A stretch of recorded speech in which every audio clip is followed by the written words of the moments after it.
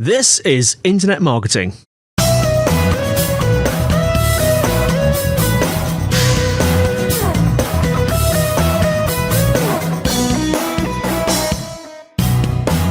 Brought to you by SiteVisibility at sitevisibility.co.uk. This is Internet Marketing. Now, before we start today, we'd like to encourage anyone looking for help with their digital marketing to get in touch with SiteVisibility.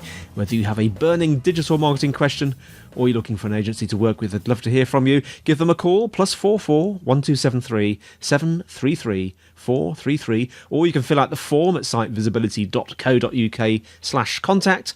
Or you can speak to Scott or Sean via the live chat function on the site. They'd be more than happy to help. Now, today I am joined by Duane Forrester, VP of Industry Insights at Yext. Duane, how are you doing?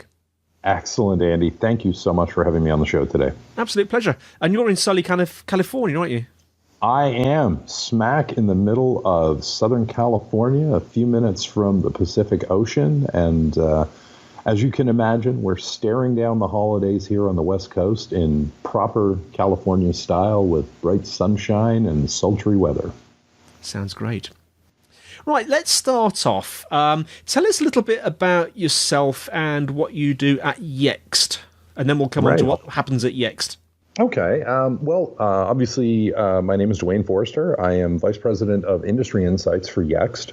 So a large part of my role is being on shows like this, speaking at conferences. I just finished up about 5 weeks on the road, a few days off in between different events. Part of my role is to attend client meetings, answer questions.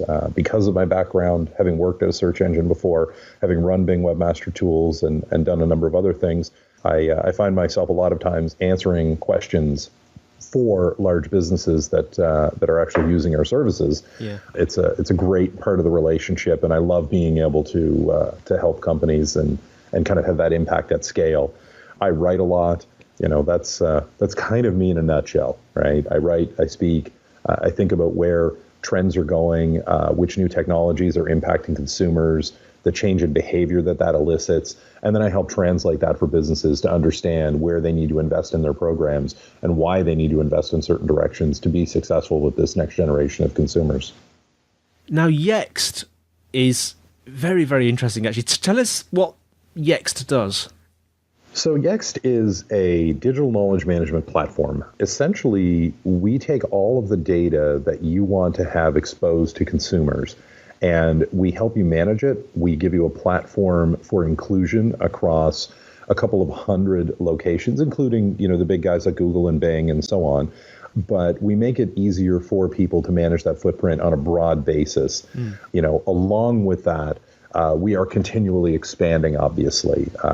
Just this past April, we announced a partnership through Amazon where all of that business data that's available is now available as spoken answers to the Amazon suite of devices. So anytime someone asks Alexa for information about a local business, and right now I will caution this is a US-facing scenario, but when someone asks about a local business, all of that business data and information is available, and Alexa will answer and share that information directly with the consumer.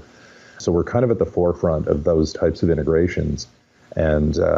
And ultimately, it makes a big difference. I'm a believer in the product, obviously. It's been on a huge growth curve. I'd say about 20 months ago or so, maybe a little more than that. We had our IPO. So like very large global company, offices around the world, Paris, Berlin, London, a couple of offices in the United States, in San Francisco and New York. 1,000 employees, and really smart people. Sometimes, and you'll hear this from some of the folks that have been around a few years like me, it's like, if I had to apply for a job now, I don't know that I'd qualify.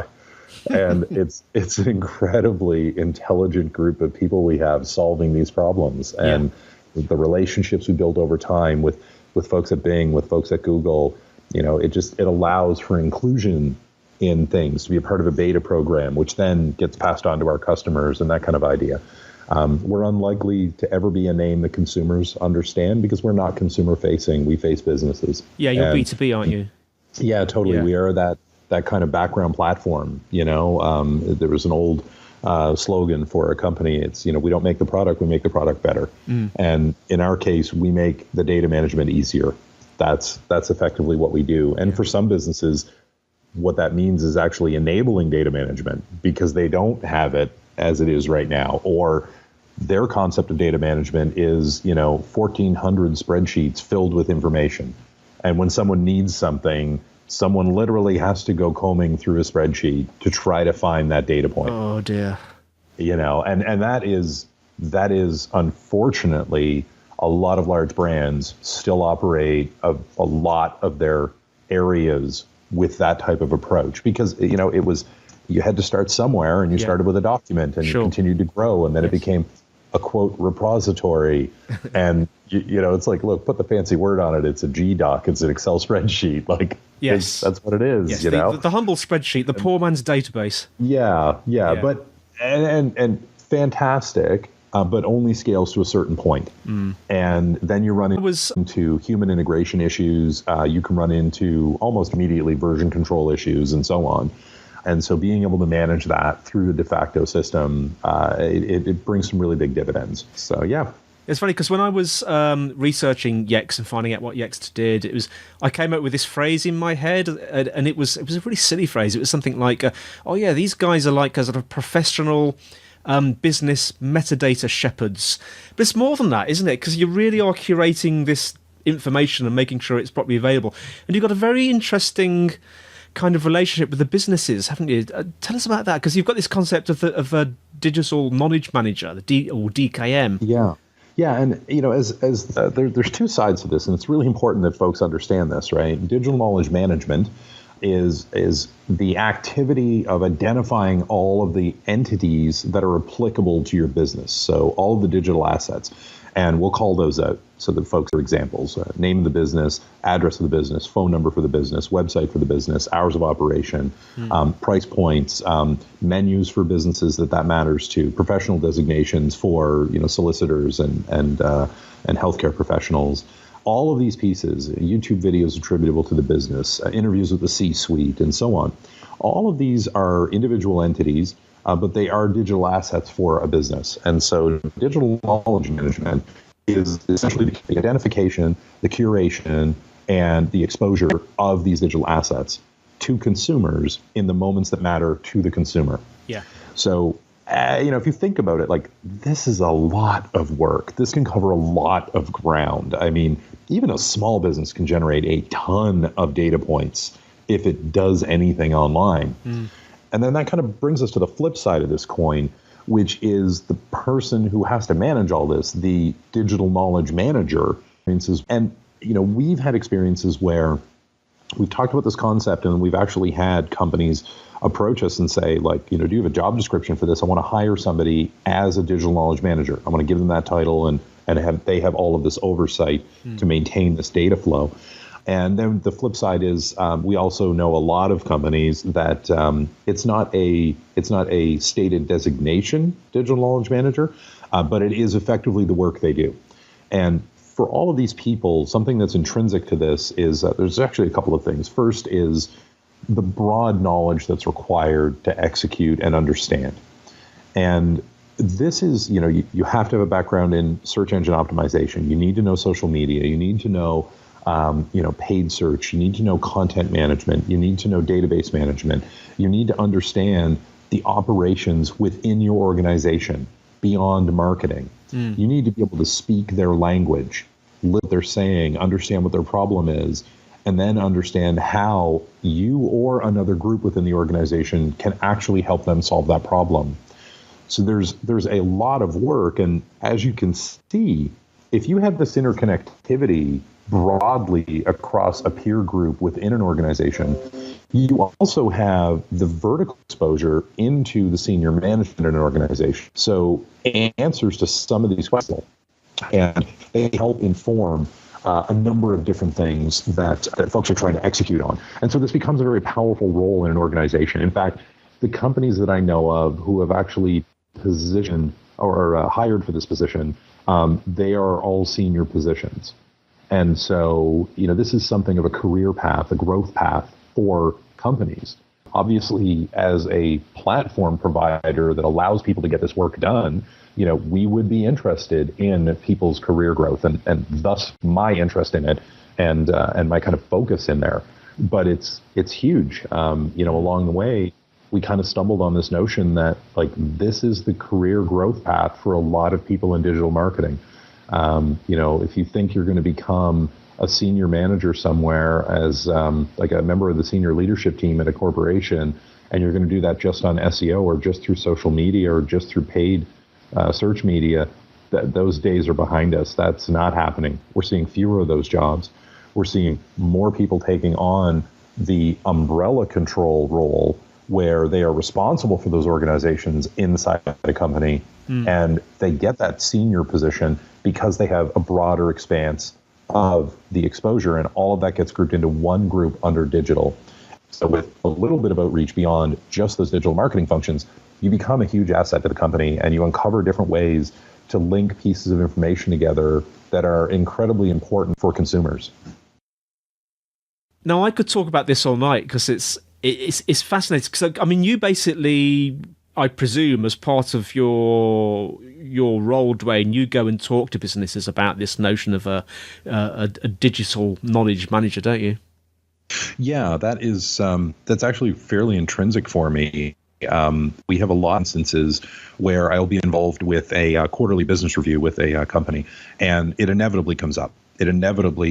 Because success today is as a result of a multifaceted approach, it is not predicated on a single source point. So the idea of SEO as a strategy, that's not going to carry a business forward. And SEO is not a strategy, it's a tactic. Yeah. And so we are talking holistically about things like mobile inclusion. We are talking about voice. We are talking about the hard data side of things on structured data. We're talking about database management integration. We're talking of these things, the infrastructure within a company, in how they are layered and how they have access to data, who they need to be recruiting to feed information into which groups. We're talking about those things. And that's a part of almost every meeting because it's a part of the day-to-day lives of each one of these people. And if they're going to be successful, they have to understand that they need to do these things. In some cases, it means developing soft skills previously hadn't thought of, that they didn't do a lot with. And that's a really important part of the landscape today and moving forward.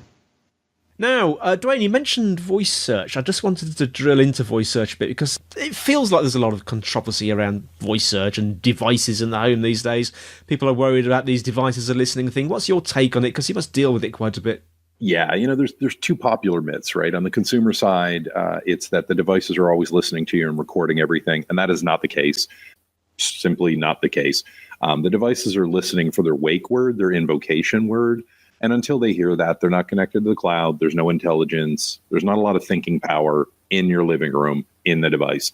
When they connect to the cloud, however, they're very smart and they can actually, answer questions, find information, and provide some useful integrations. The second myth is on the marketing side, which is that it's fairly straightforward to optimize for voice search, and if you can be the answer box at a set of results, you will be the spoken word. And that's not quite the truth. In fact, with every query that gets asked of a device, because this is machine learning, it changes the outputs downstream from that. So every time a consumer interacts with one of these devices, it subtly impacts and changes the answers that will come back to the next round of questions that someone asks. So it's a very moving target, and it's incredibly hard. To be successful requires a very combined approach. Like, you have to have good brand equity. You have to have good trust built with the search engines. So being mobile friendly, structured data, finding that you are useful. Yeah, actually being that answer box question helps as well. There's so many parts to that I caution folks to think that it's as simple as fill in the blank. It is very complex. And some of these areas you will not have insight into. And those areas could be the make or break for you. So huge impact here for brand recognition, for brand engagement, and so on. Well, Duane, thanks so much for coming on the show. If you had one or two top sort of tips or takeaways for our audience today, what would they be? Educate yourself. Get a broad range of skill sets in your toolbox. That is the surest way to ensure success for your business today. And do not take shortcuts. Do not think that one particular thing needs to be your focus this year. Do not think that SEO is paid search. The year of 2019 is the year of SEO in your business, or the year of paid search or social media.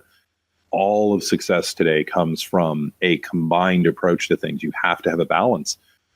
So it pays dividends to not only work on these things, but to understand these things, both professionally and personally. Now, how can our listeners find out more about you and Yext? And also, just tell us briefly about your books, because you've written a few books, haven't you? I have, in fact. Back it was a little over a decade ago now, I started my first one, Turn Clicks into Customers. Or I'm sorry, How to Make Money with Your Blog. That was the first one. Yeah. And no secrets in that one, right? How to make money with your blog. It is a little older, so some of the systems have changed. Some of the tactics are a little bit different. But it was a hugely educational experience for me. The second book was Turn Clicks into Customers, and that's more about conversion optimization. There are some really, I still think, relevant interviews with big names in space, and what their focus is in these areas. And conversion optimization is a huge opportunity for most businesses. So it's huge, and I've written for a number of publications beyond that. Obviously, if folks want to track me down, super easy at Duane Forrester on Twitter. You can also try to find me through Yext, just yext.com. And then if you look around in there, you'll find some contact information. And if you tell people you're looking for me, they'll put you in touch with me. Yeah. And I found that just putting your name into Google, actually, you're the top several hits on the results page. So you're quite easy to find online. Well, thanks so much for coming on. And thanks to our listeners for listening. The show notes will be in the usual place. That's sitevisibility.co.uk/IM podcast. Please leave us a review if you enjoy the show. If you've got questions or suggestions, the email is podcast@sitevisibility.co.uk. You can tweet at SiteVisibility. We have a Site Visibility group on LinkedIn. So that's all from me, Andy, and it's all from Duane. Awesome. Thank you so much, Andy, and thank you to the listeners. Thanks, Duane, and we'll see you next time on Internet Marketing.